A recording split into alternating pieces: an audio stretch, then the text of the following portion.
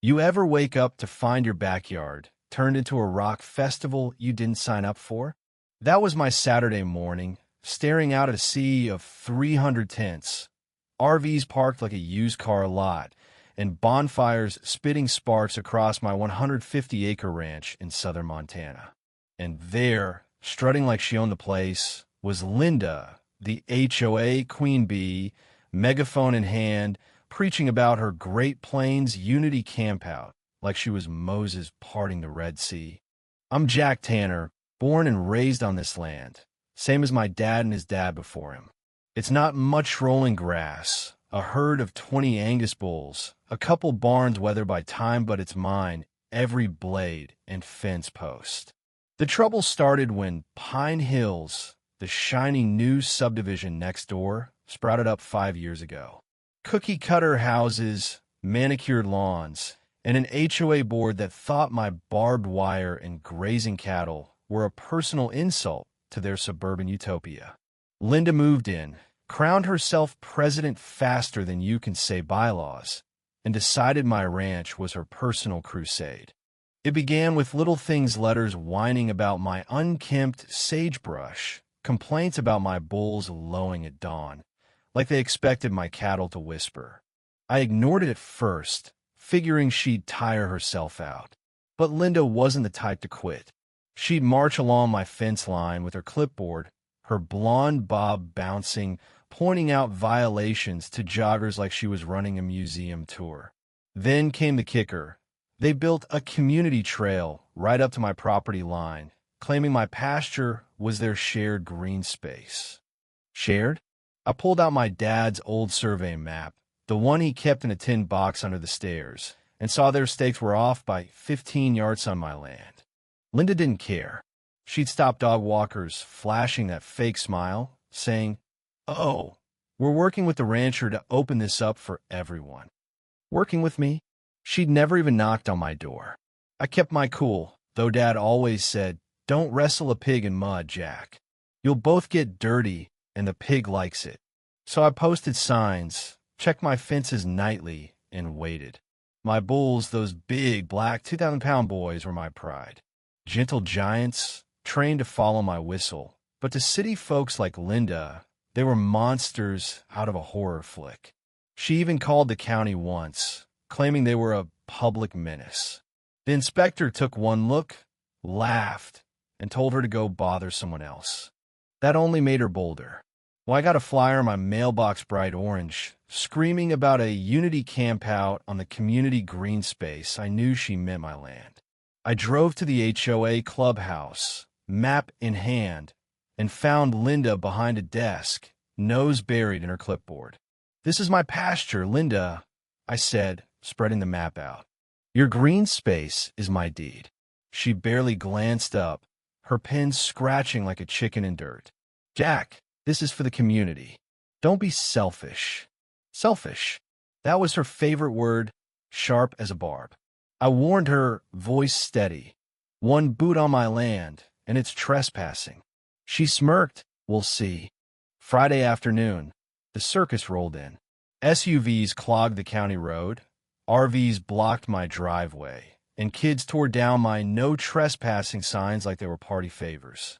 I leaned out my truck window, staring at a guy in a neon vest who called himself HOA Security. "Buddy," I said, "you're on my driveway." He blinked, muttered something about checking with Linda, and scurried off. By dusk, the field was a mess, grills smoking, speakers blaring, and fire pits dug into my grazing grass.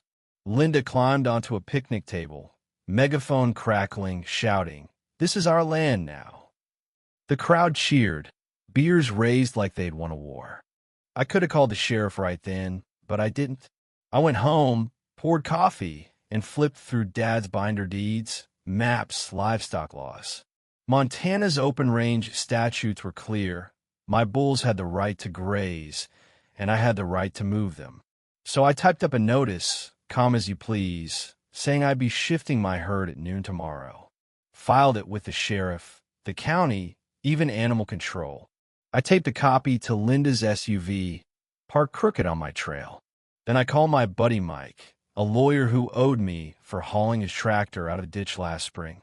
"Jack," he said, grinning over my photos of torn fences and trash piles, "you've got her dead to rights." Saturday morning, the camp was still roaring music, laughter, diesel fumes. I met my wranglers, Sam and Nate, at the north gate. We checked the bulls, their hides gleaming like polished coal, calm as a Sunday morning. I set up cones, tied orange ribbons to mark the path, and waited. At noon, I unlatched the gate. The lead bull, Old Hank, snorted, his breath puffing like a steam engine. The herd moved, slow and steady, hooves kicking up dust like a lazy storm. To me, it was just another day on the ranch. To the campers, it was the apocalypse. People screamed, tents collapsed, and a food truck peeled out, spilling tacos across the grass. Linda grabbed her megaphone, voice shrill, "Don't panic. He's bluffing." But nobody listened. A drone buzzed overhead, streaming the chaos to God knows where. One bull nudged a golf cart crunch, alarm blaring in, the crowd lost it. "Call 911, someone yelled. "We're gonna die."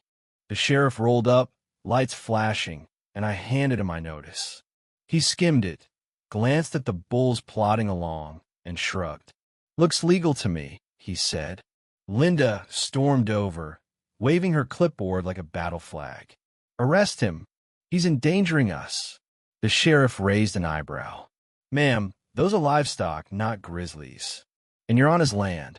By the time the bulls reached the south gate, the camp was a ghost town, chairs scattered, coolers tipped, RVs gone. Linda stood alone, her hat lopsided, megaphone dangling. "This isn't over, Jack," she shouted, voice cracking. I tipped my hat. "See you in court." And court came quick. Linda filed an injunction, claiming I'd terrorized families with feral beasts. She wanted my ranch shut down, my bulls banned. I walked into the courtroom with Mike in a binder thick as a brick trail, cam footage of campers cutting my fence, drone clips of trash piles, sheriff reports backing my livestock move. I even had tax liens I'd bought on HOA land, a little insurance policy I'd kept quiet. Linda's lawyers spun a tale of me as a rogue cowboy, but Mike laid out the truth like a surgeon. The judge flipped through my evidence, his face unreadable, then looked at Linda.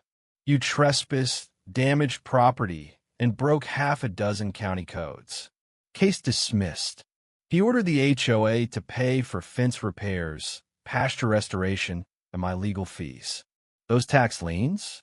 They gave me leverage over their precious green space. Linda was done. The HOA board ousted her in a packed meeting, neighbors shouting about soaring dues and county fines.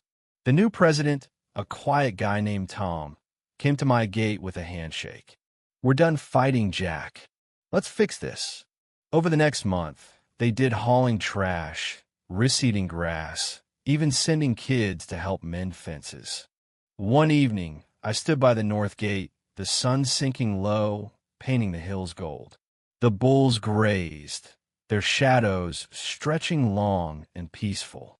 No music, no fires, just crickets and open sky. Linda was gone, sold her house, moved away. The land was mine again, steady, unbroken. Dad used to say, "The land doesn't lie, Jack. Respect it, and it'll fight for you." He was right. I didn't win by shouting or swinging. I won with patience, paperwork, and a herd of bulls that didn't need to roar to make their point. So what do you think? Was I right to stand my ground, or should I have let it slide?